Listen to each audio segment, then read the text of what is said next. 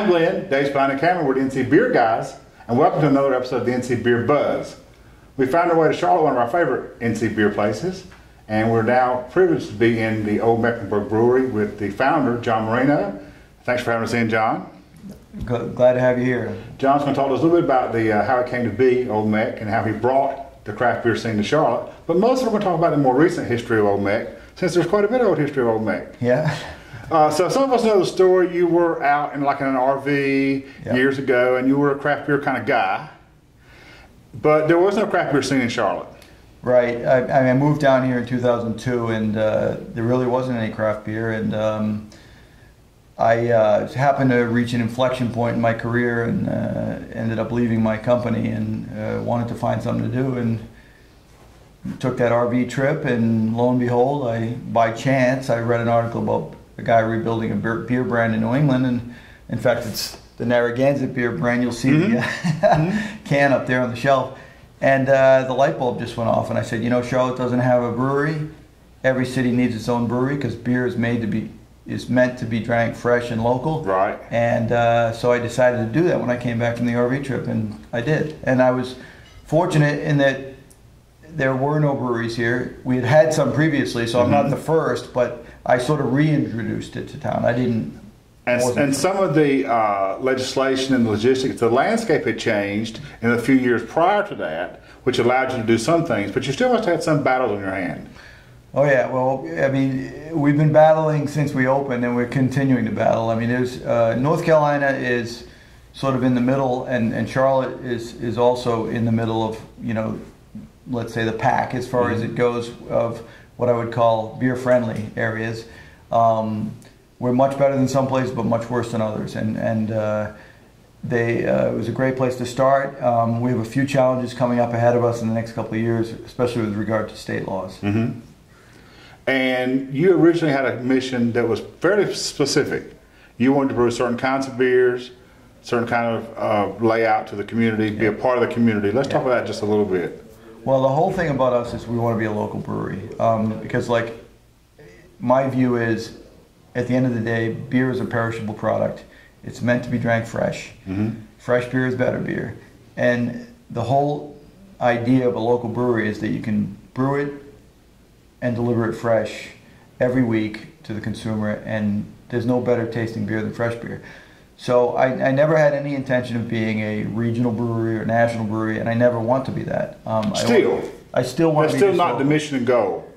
You know, North Carolina's making it tough, but I still just want to be a local brewery. And I fell in love with German style beers when I lived in Germany for 4 years, and so I said, okay, let's make those wonderfully drinkable, super fresh German style beers here in the U.S.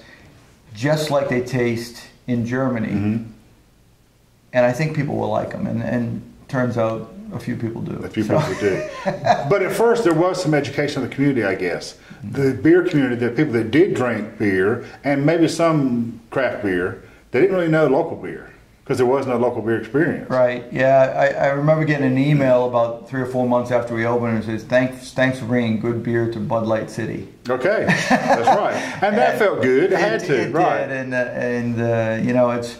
But now this town is completely transformed. We've got a dozen breweries and a dozen more ready to open, and it's great. The rising tide's lifting all boats. We used to ask a question about competition versus community and cooperation, and we stopped asking the question because the answer is the same every time. We're all in this together. There is some level, some competition, of course. We've got to sell our product, they've got to sell theirs. But in many ways, the rising tide raises all of us up. That's right. And the more craft beer drinkers there are out there, the better off all of the breweries are. That's right. You know, obviously we compete for taps daily, and we compete for shelf space in the grocery stores. But the awareness we're creating by all being in this is way more offsetting than the loss of a tap here or there. So it's actually beneficial that all these breweries are open. And now that you've got a place like Charlotte, which is becoming a craft beer destination, with, as you said, 12, however many we've got now in Mecklenburg County or vicinity, that in fact drives so much economy that people have got to pay more attention than they used to. You were a lone voice in the early days of what it could be. You've proven that it could be, but also others have followed your path. Yeah, and here's the ridiculous part. If you add up all the breweries, even though we have a dozen breweries in Charlotte, people say, wow, that's a lot. If you add us all up together, we're still less than 2% of the Charlotte beer market. Right. So most people don't realize or grasp the enormity of this business and what a stranglehold the big international brewers have on it. And all we're doing is cracking the door open. And what we'd like to do is continue to grow. And so we don't know what that limit is, but I think there's plenty of room for more breweries. There's plenty of room for breweries like us and all the others in town to grow. We do need some help from the state, though. We're in trouble. Well, let's with talk the about laws. that. What do you think? Our viewers, of course, are a little bit educated about beer and craft beer and the legislation and the community we find ourselves in. What are the top 2 or 3 things that need to change, in your opinion? Well, we're facing a big problem next year. We've got this self-distribution cap in North Carolina, and it's 25,000 barrels, which some people will tell you is a lot of beer, and I can tell you it's about 20 hours worth of consumption. Right. And literally, it's not a lot of beer in this business. The business is huge.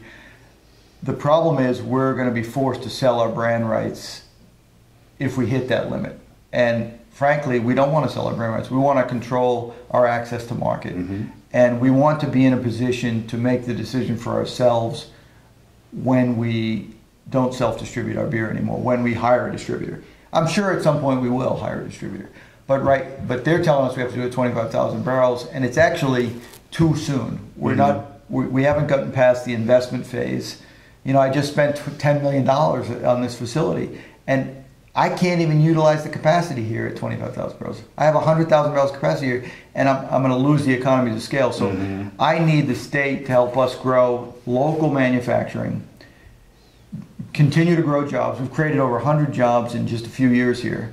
And then at some point we'll hire the distributors, but don't make me do it at a certain point. Let me decide when that point is. At some point it will be the right decision for you, but it's your decision to make. It should be. I hope so. It should be my decision to make, I would think. In most businesses and most industries, it is your decision to make how you distribute your product, and that's all I'm asking for. I'm not asking for anything what I would think is special. The funny thing is we've had several huge breweries open up in North Carolina in the last year. I mean, we've had Sierra Nevada, we had Oscar Blues come over here, New Belgium, and now New Belgium's getting close to opening.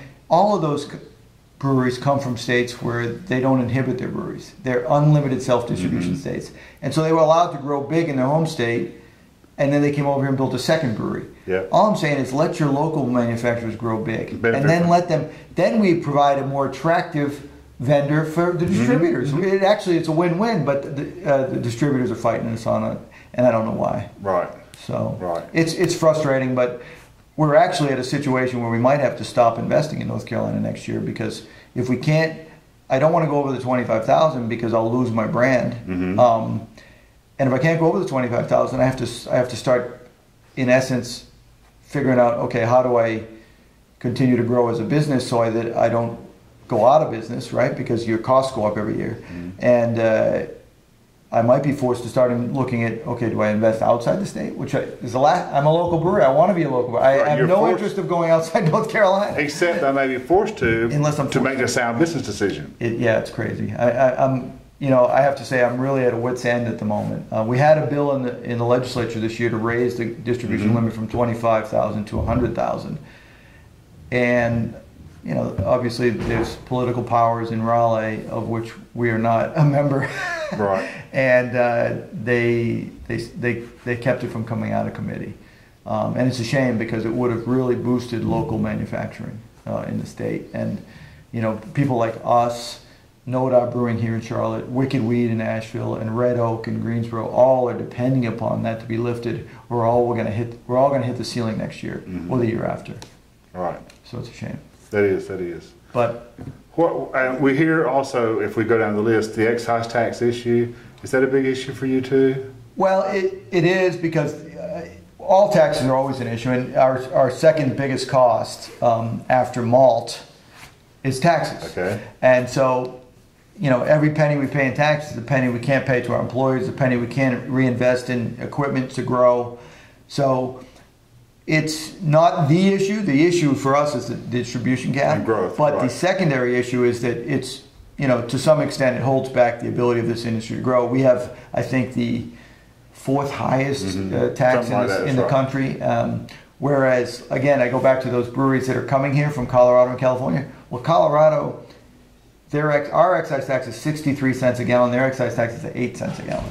Yeah. So it's 8 times less. Right. I mean, it's crazy. But still, they choose to come here, and that shows something about the market that's been created here and the appeal of producing in North Carolina. But yet, there's some big disincentives too. Yeah, I think. Well, honestly, they're so big now, and they grew up at a different time than we did. That what's driving their decisions is different than ours. I mean, what's driving their decision is that they were California or a Colorado or Western-based brewery, and beer's heavy, and they have a huge market nationwide. And so to ship it to the East is very expensive. So they want an East Coast, but they also know North Carolina is one of the most beautiful states in the country. And it's one of the greatest places to live. It has the best quality of life there is. And they can hire fairly inexpensive labor. Yep. And they can go into certain places, and it matches them for a lot of other reasons. People want to live here. They want to work here. It's a great state. All we're saying is, let's build some locally based breweries here, and that's what we're hoping to get across to legislators over the next couple of years, so that we can really truly have our own version of a Sierra Nevada based out of North Carolina, where all the money stays here. The wealth doesn't get transferred outside the state. That's right. Ultimately. So let's jump back just a bit. You mentioned recently $10 million investment. You were in an original facility. Had you always been in the original facility? Was that where you started? I wasn't sure. Well, it was like a 4-step process. I started in my garage, believe it or not.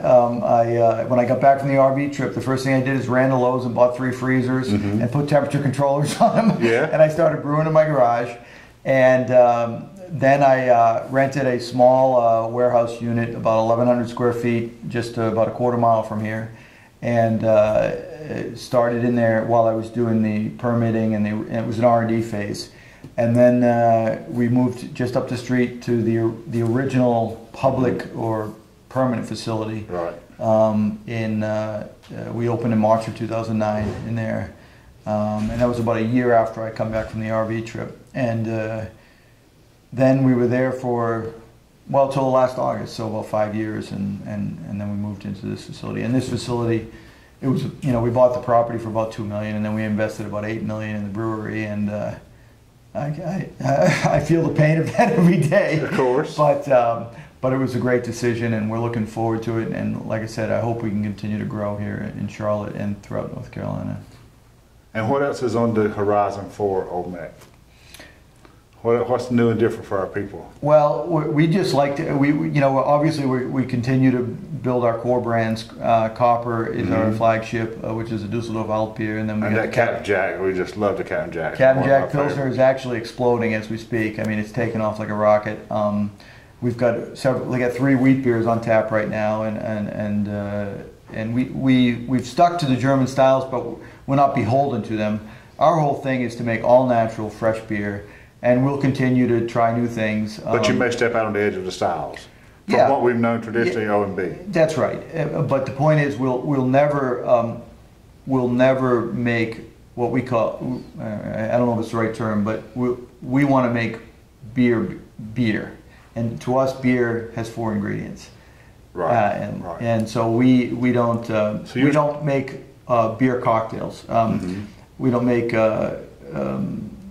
some of the things the other guys are doing, and I'm not knocking what they're doing. But that's just not your mission. It's just not, everybody has their niche. Our niche is beer flavored beer, and we're going to stick to that. And so, because there's so many different malts, there's so many different hops, there's so many different brewing procedures that you can follow to create an infinite variety of beers with just those 4 ingredients. Within your niche. I find that to be the artistry of it. Can you make a real wide variety of beers with just those 4 ingredients? I think that's what's really cool, is to take those 4 simple ingredients and make a tremendous spectrum of beers. And that's what we're trying to do. And then, of course, we have this new beer garden, which has been a huge hit and a surprise to us, frankly. Was it an afterthought, or you always knew you might do something? Or I always wanted a beer garden, but in my old facility I couldn't do it because I would have had to dig up the parking lot, and I wouldn't have had sufficient parking. Right on the street. So when if you didn't ever go there, you parked right like on the front street. You were right there. You parked, and there was the building. That's right. And so when it was funny because this thing was right under my nose the whole time, and then all of a sudden one day I realized it was for sale, and I was like, oh my goodness, that's 8.5 acres, and it's right there, and it's all green, and it's got 100-year-old oak trees, and I said that's perfect for what I wanted to achieve from the beginning, which is a beer garden and a brauhaus. And because what I fell in love with in Germany was the relaxing feeling in a brauhaus. I mean, a beer hall in Germany, you know, you sit down and that's your table. And when you want to get up, you get up. If you don't want to get up, you don't get up. That's Nobody right. throws a check in front of you. Right, you can stay there the entire evening, and that's the way we run it here. You will never be asked to leave. You'll never have a check thrown in front of you. If you want to occupy a table for 6 hours, you can occupy a table for 6 hours. That's, to me, the wonderful thing. Talk to your friends, relax, have a beer, enjoy it. Well, that's great. And that's what we're all about. Good. Well, thank you for all you've done for the beer community. Thanks for having us in today. Thanks. We wish all the luck to Old Mecklenburg. Thank you very much, and thanks for coming in, and keep supporting North Carolina Brew. We appreciate it. We're all about it. All right, man. Thanks. For Dave and Glenn, this has been the NC Beer Guys with another episode of the NC Beer Buzz from the Old Mecklenburg Brewery in Charlotte. It's John Marino, the founder, and we'll remind you to drink local and keep your beer dollars in North Carolina. Thank you very much.